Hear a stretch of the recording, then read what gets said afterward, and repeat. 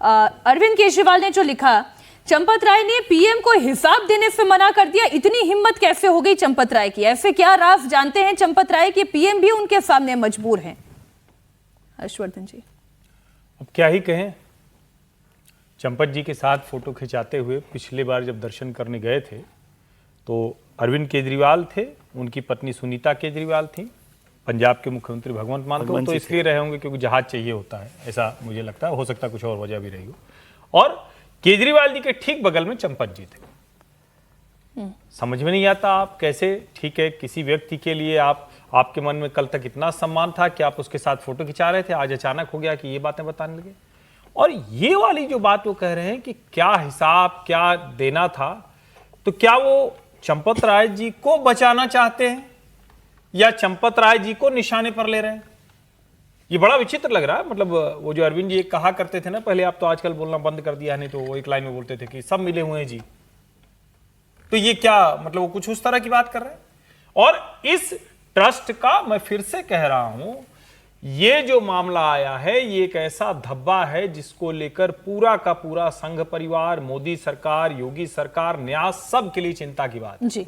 लेकिन यह भी सच है कि इस ट्रस्ट ने अयोध्या में जिस तरह की दर्शन की व्यवस्था की है वो अद्भुत है। बहुत हम कई बार गए हैं, विजय जी गए हुए हैं, प्रोफेसर साहब गए हुए हैं, और सबको ध्यान रखिए हम लोग दूसरे मंदिरों में भी जाते हैं।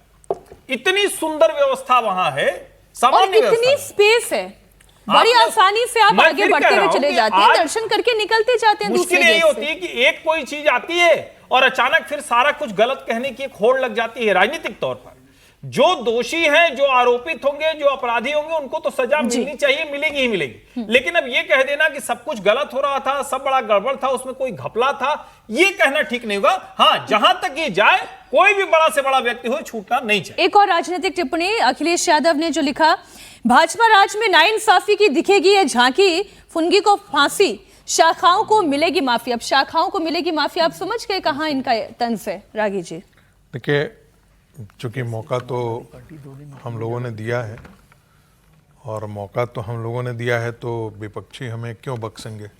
स्वाभाविक बात है कि जब ऐसा मुद्दा आया है तो विपक्षी लोग तो अपने राजनीतिक जो दुश्मनी है वो निकालना चाहेंगे, और इस राजनीतिक दुश्मनी में निकालने में वो पूरे राम मंदिर आंदोलन को बदनाम करने से ज्यादा वो विश्व हिंदू परिषद और संघ परिवार को बदनाम करने की कोशिश लिखा ही है ना, शाखाओं को।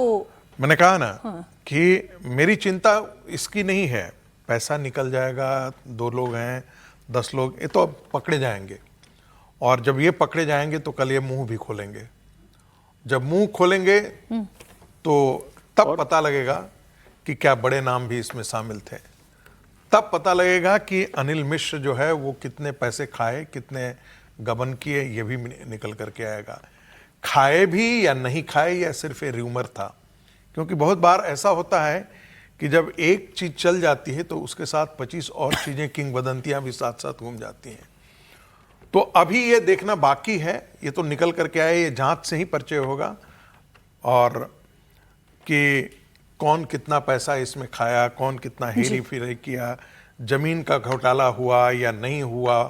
संजय सिंह इतने दिनों से 2021 में उनके पास ये पत्र था, ये दस्तावेज थे, तो 2021 से वो क्या कर रहे थे, 5 साल तक वो क्या किए, 2024 में चुनाव था, उस समय उसका उपयोग उन्होंने क्यों नहीं किया। तो ये तमाम ऐसे सवाल हैं, लेकिन इससे कोई दो राय नहीं हो सकती है कि विपक्षियों को एक निशाना मिल गया है, और जिसका प्रयोग ये 2027 के उत्तर प्रदेश चुनाव में भी ये करने की कोशिश करेंगे। उससे पहले वो चाहेंगे कि हिंदू संगठनों को बदनाम करें, विश्व हिंदू परिषद को बदनाम करें। जो ये बात कह रहे थे समीर जी और हर्षवर्धन जी ने, जिसका जिक्र किया कि जिस दिन ये बात आई थी और संभवतः उसी दिन नैतिकता के आधार पर चंपत जी यदि हट जाते और कहते कि नहीं, आप इसकी सीबीआई से जांच करा लीजिए, जिससे भी जांच करा लीजिए, और दोषी जितने हैं उनको बख्शा नहीं जाना चाहिए, उनको पकड़े जाना चाहिए, हम इससे अपने आप को अलग कर ले रहे हैं, तो वो सारी की सारी मर्यादाएं बची रह जाती, और तब कोई किसी को ये बताने का कोई कारण नहीं बनता जो आज चंपत राय जी के बारे में कहा जा रहा है।